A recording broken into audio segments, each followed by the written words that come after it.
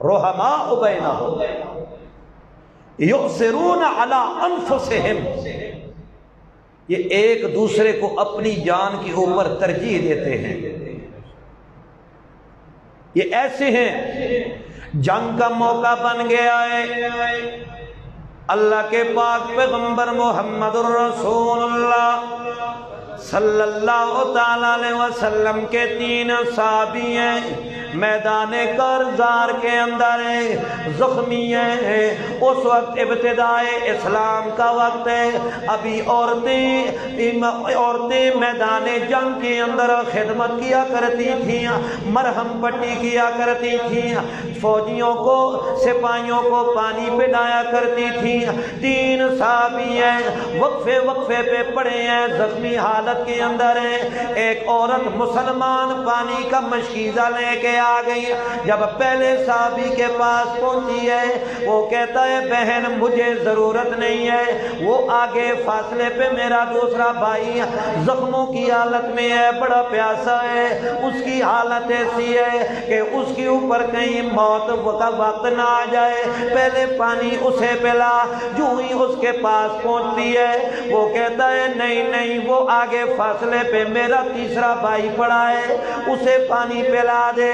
اس کی طرف جب جاتی ہے، اس کے قریب پہنچی تو اس کا دم نکل گیا، روح پرواز کر گئی، فوراً پیچھے پلٹی دوسرے نمبر والے کی طرف۔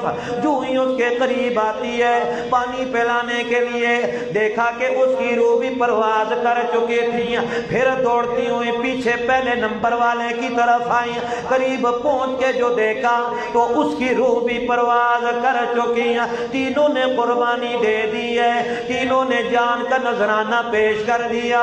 اللہ اس لیے فرماتے ہیں رحماء بینہم تراہم رکعا سجدا یبتغون فضلا من اللہ ورضوانہ۔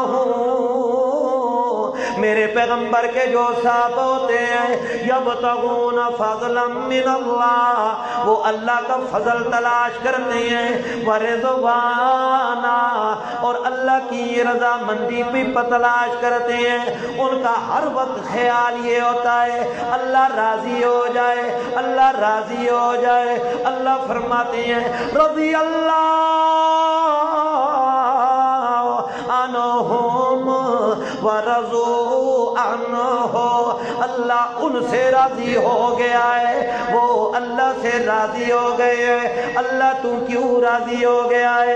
اس لیے کہ ابو بکر نے تیرے محمد کو اپنی بیٹی نکاح میں دی ہے، اس لیے کہ عمر نے اپنی بیٹی تیرے محمد کو نکاح میں دی ہے، اس لیے کہ عثمان کو تیرے محمد نے 2 بیٹیاں نکاح میں دی ہیں، اس لیے کہ علی کو تیرے محمد نے اپنی بیٹی نکاح میں دی ہے، اس لیے کہ ابو سفیان نے اپنی بیٹی محمد کے نکاح میں دی ہے، اس لیے کہ امیر معاویہ نے اپنی بہن محمد کے نکاح میں دی ہے، تو اس لیے راضی ہو گیا ہے۔ اللہ فرماتے ہیں نہیں، ذالک لمن خشی ربا، یہ اس لیے کہ وہ میں اللہ کا خوف اپنے دل میں رکھتے ہیں، وہ جب بھی ڈرتے ہیں تو میں اللہ سے ڈرتے ہیں، ان کے دل میں خوف ہوتا ہے تو میں اللہ کا ہوتا ہے، ڈر ہوتا ہے تو میں اللہ کا ہوتا ہے۔ اسی لیے میرے پیغمبر کے جو اصحاب ہیں ان کے لیے میں اعلان کرتا ہوں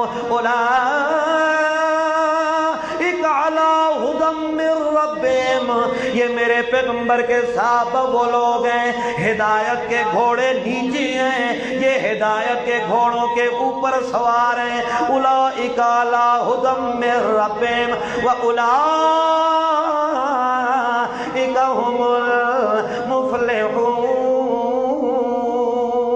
المفلحون۔